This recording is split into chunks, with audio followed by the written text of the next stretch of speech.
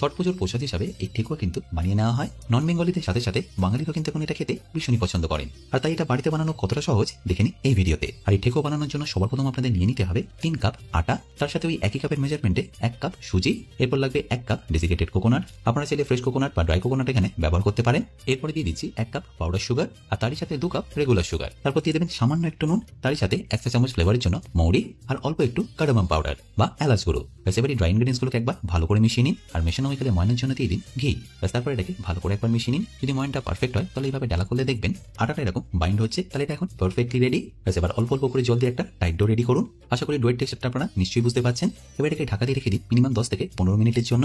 আর রেস্টে দেওয়া হয়ে গেলে একটু একটু করে লেচি কেটে প্রথমে এরকম শেপ দিয়ে দিন।